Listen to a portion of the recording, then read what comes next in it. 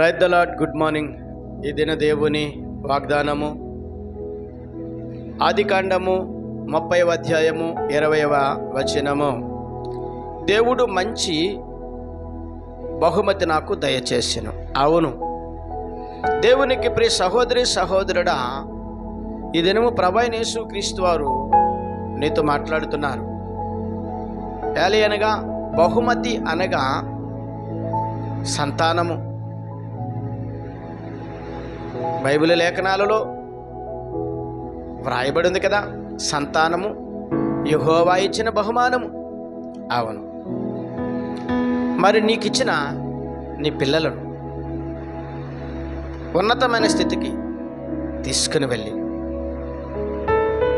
వారికి మంచి విద్యాబుద్ధులను అనుగ్రహించి వారికి మంచి ఆరోగ్యమునిచ్చి వారిని కాచి కాపాడి మరి నీ బహుమతిని ఒక ఉన్నతమైన స్థితిలో ఉంచుతానని ప్రభువైన యేసుక్రీస్తు వారి దినము నీతో మాట్లాడుతున్నారు. అవును ప్రియ సహోదరి సహోదరుడా, బహుమానము అనగా పొందుకునే వారిని సంతోషపెట్టేదిగా ఉండాలి. అవును, మరి బహుమానం ఎన్నడూ పొందుకునే వారిని సంతోషపెట్టేది విధంగా ఉండాలి కనుకనే ఆ బహుమానం అనగా నీ సంతానం నిన్ను సంతోషపెట్టే విధంగా, ఒక తల్లిగా నిన్ను సంతోషపెట్టే బహుమతిగా, ఒక తండ్రిగా నిన్ను సంతోషపెట్టే బహుమతిగా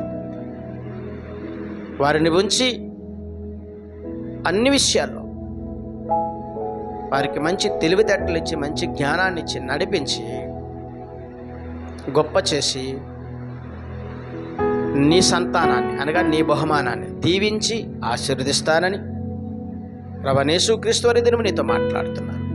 అయితే ప్రియ సహోదరి సహోదరుడా, మరి నీ బహుమానం నిన్ను సంతోషపెట్టాలంటే తల్లిగా తండ్రిగా నీ బహుమానము కొరకు నిత్యము దేవుని సంధిలో మోకరించి కన్నీరు కార్చి ప్రార్థించగలిగితే నీ బహుమానము గొప్ప చేయబడునని దీవించబడునని ప్రభువైన యేసుక్రీస్తు వారి దినము నీతో మాట్లాడుతున్నారు. ఆమేన్.